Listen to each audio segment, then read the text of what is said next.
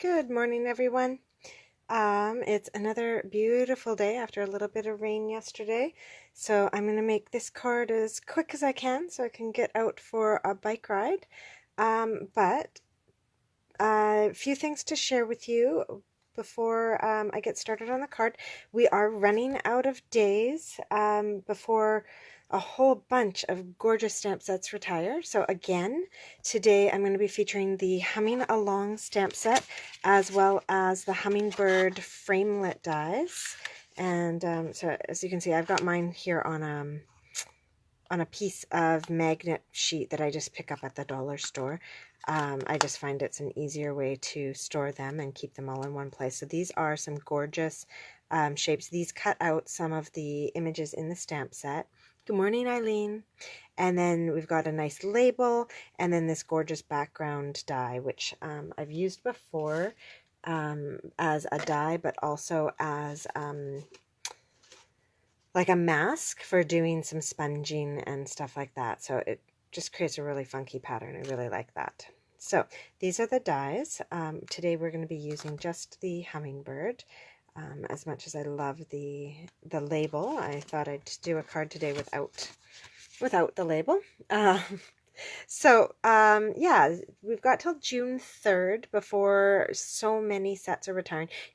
I'll post a link to that retiring list in the comments of this video when I'm done.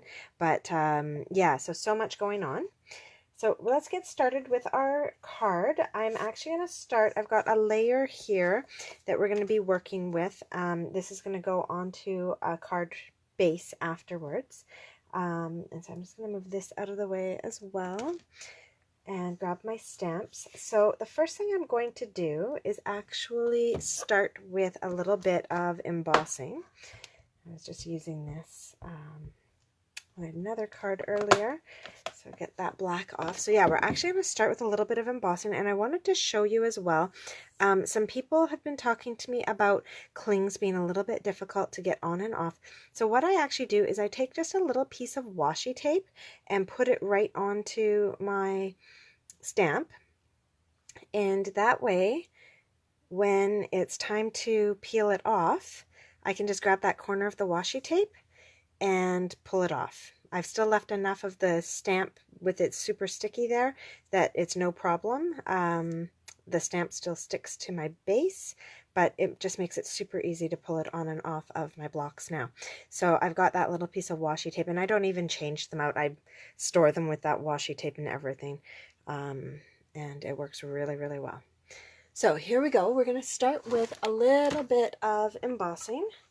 I'm going to pull down my kit, pull out my embossing buddy.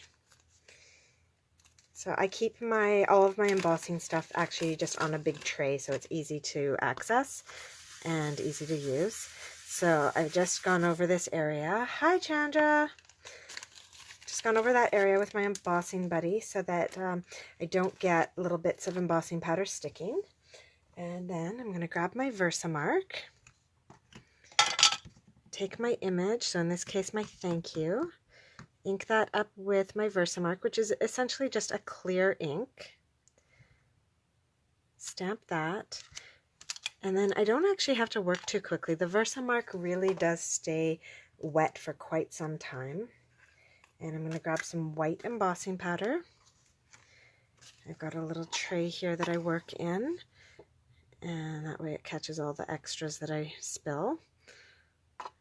I've been working a lot with white lately, so I haven't even really been bothering to clean out my tray, but if I was going to be switching up colors, I would. Then I just have a couple paint brushes that I keep around in case I need to clean up any bits. Alright, so with that done, I can put this off to the side. And now I'm going to pull out the heat tool. This part gets a little bit loud, so I apologize now for the noise. Just going to plug this in, and here we go. So I actually don't heat mine by heating the top of it. I actually heat by blowing on the bottom of it. That way, if I do get a little too close, I don't get like crispy paper. So here we go.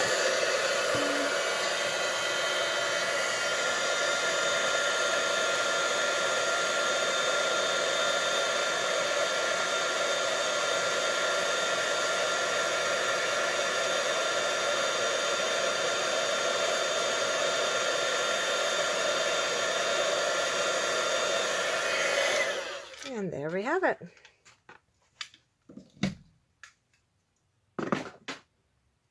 All right, so, and I actually didn't burn the back, but sometimes I do. I get a little too close. So I always like to just go from the back. I also find it gives a really even melting to the embossing powder. All right, with that done, I'm going to grab the leaf from this stamp set and a little bit of Coastal Cabana, which is the same color as the cardstock I'm using. And I'm going to come in here and just stamp some leaves around in the background. And let's see here. I am going to be putting a banner on here, so I want to make sure that this leaf, there we go, it's a little bit down. And maybe one coming in like that. All right, so I'm not going to go too crazy with the leaves, just a few of them. And set that aside. I am going to be using the leaf again on the inside of the card. And now I'm going to take my banner. Well, it's not a banner yet. Take my piece of, this is the wood grain DSP. This is unfortunately retiring. I absolutely love this paper and all the different wood textures. And so I've just used the, oh, Chandra, you always tell me the name of this one. I always forget what it is. The tailored punch, I believe it's called. I always use this for creating my banners. We do have a banner punch, but I owned this before I got my banner punch, and it does the trick for most things, as long as I'm not trying to layer. So now I just noticed that when I did that, though, my leaves are kind of still underneath it. So I do really want to pull this up so that the top of that leaf is visible. So I'm just going to cut this a little bit more. Hi, Kim. All right, there we go. That's a bit better size. So I can save these pieces. Tailored punch, that's what it is. So I can save these pieces for another project. They make great masculine accents, and especially with that wood grain. So yeah, I do have a ton of the wood grain paper kind of stockpiled. Right now I am trying to use up some of my scraps though, because the textures are just so beautiful. It makes a great background. We will still have our planks embossing folder, but I just absolutely love the paper. So there you go. Oh, now I'm looking at that and wow, that was really off center what I punched there. Sorry guys, I have not had enough coffee today. There we go. Oh, wow, that's really, really off. Okay, one last try. There we go. Nope, it's not any better. Oh well. Good enough. I'm going to be adding enough other stuff to this card that it's not really going to matter. So there we go. So I am going to grab now one of our doilies. These are the pearlized doilies, so they just have that little bit of sparkle to them, which I absolutely love. And I'm going to flip this piece over, grab my snail, and I'm going to just put some snail on here along the whole back of it. And then I'm going to line this up, so I'd like that to go in like that. And I'm going to use the snail on the back of this to actually hold that down. And then just grab a little bit of glue and do a couple dots on this side just to hold down the other side. I'm almost out of glue, and when I went to order it, it was all back ordered, so I'm hoping mine will show up soon because it is my favorite adhesive. There we go. All right, so now with that all done, we are, oops, don't play with it too quickly when you're using that glue. We are going to add this onto our card base, and we're actually also going to do a layer of crumb cake to go with that. So I've got a pool party card base. I'm going to put this on like that. Just make sure I did all my cuts right. Yeah, that looks pretty good. All right, so we're going to layer all this together, and I just put my snail away. Let's grab that again.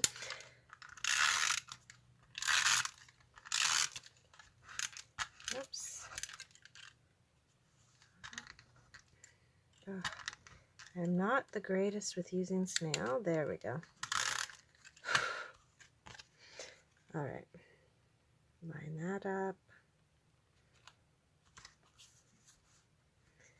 And then I think this one we're actually going to use dimensionals for. So I'll grab those. They're hiding somewhere on my desk. There we go. I had to laugh. Somebody posted the other day a picture of their scrap bin and, oh, how do I organize this? And it was just a handful of little scrap papers and stuff. And I thought, man, I need some tips too, because my whole desk is one giant scrap bin. All my extra papers and everything everywhere. Finding it hard to find things again. All right. Oh, good. I'm glad to hear that, Kim. I did actually order mine a little bit late. I didn't order it right away when I saw that it was back ordered, so hope I don't have to wait too long. All right, there we go. Now that we have that done, this is kind of our base. We're going to get a gorgeous hummingbird to go onto this card. So I've got somewhere... There we go. I have a piece of Whisper White cardstock, and I'm actually using the thick cardstock oh, I'm glad to hear I'm not the only one. Oh my goodness. So when I am using this hummingbird, because the beak and stuff is just a little bit delicate, I do like to use the thicker cardstock if I'm going to be using dimensionals behind him. And so that's what I've got today is the thick cardstock. I'm going to ink them up with the Memento, trying not to get any on my card base. I should really move that. I'm too much of a messy stamper to trust myself with that. All right, so inked him up, and I'm actually just going to stamp a few while I'm at it because I'm going to make a bunch more hummingbird cards this afternoon. And there we go.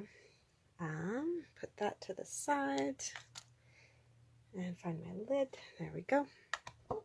Yeah, luckily the one thing that is organized in my craft room are my inks and my punches and my blends, because I've got nice storage for those, but everything else I have not figured out yet.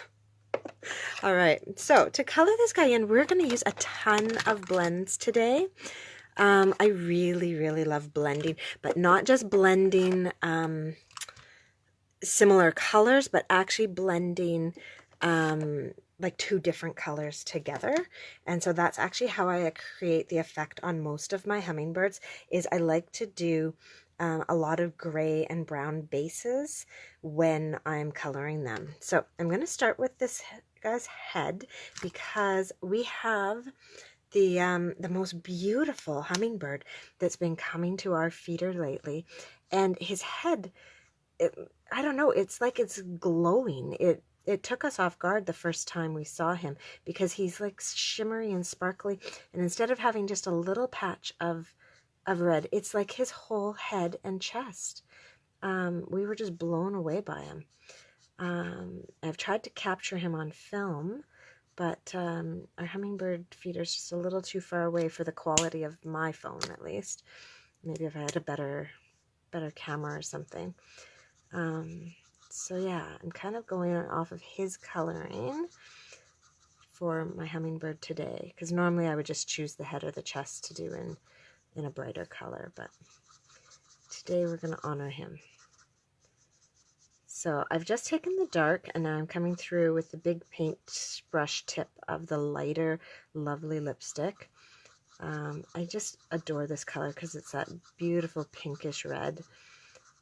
And yeah, so glad that we get those colors for another year.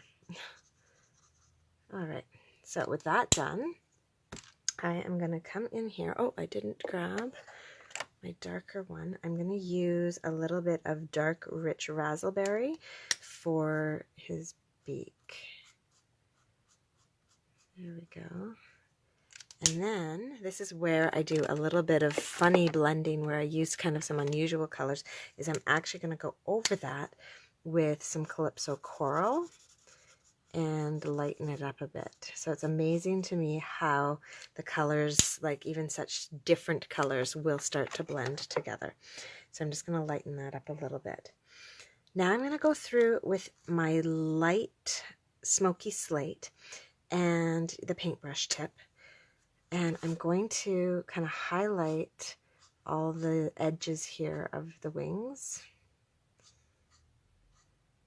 Okay, and on the tail, I'm going to do the same thing, but with my light basic black. Oh, no, that's not right. I didn't use basic black. I must have used my dark. Those basic black and the grays look so similar. So yeah, no, I must have used my dark smoky slate. Would not have used black. So there we go. Yeah. So then my dark one down here on the tail. And I'm just doing a slight bit to this. Not too much. And I'm going to come in here as well with the dark gray. All right. So that's done. Just remembering now, I did actually go over part of the head here with the light gray. Just kind of softens that up a bit. There we go. Now I'm going to go with the light old olive. And I'm going to go over all of these wings in light old olive. Right over the gray and everything, and have that all blend in.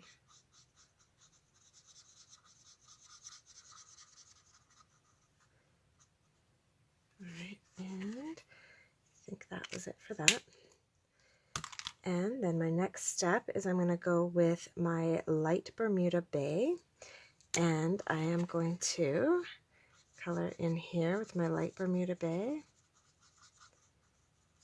Right over top of the gray again, but now I'm also going to go over my old olive, and you'll see that it creates a very different color than just my light Bermuda Bay on white created.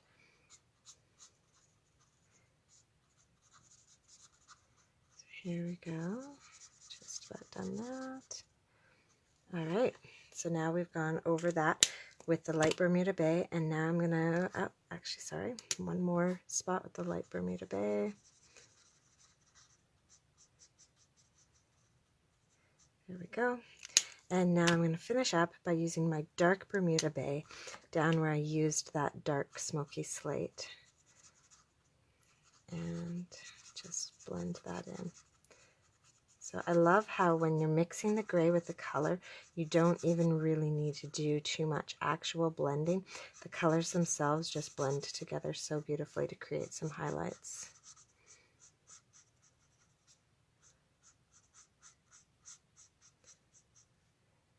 There we go. So that is our hummingbird all colored in, and you've seen how I kind of mix those colors to create some really interesting new colors. Now we're going to cut him out, and I'm not a fussy cutter, so we luckily have the dies that we can use. So I'm going to just pull my Big Shot in here. Hopefully you can see that okay. I do have the magnetic plate on here. I find that that helps when that helps a lot when we're using shapes that have to really be lined up. Now, oh, there he is. Grab my die. And this one actually is quite nice. It cuts quite close to the hummingbird. I find the only time I do actually fussy cut him is if I'm putting him on a black background. Then I will fussy cut so that we don't get any white borders. But otherwise, it cuts close enough for my liking. Okay. Run that through. Pop him out. And set all this to the side.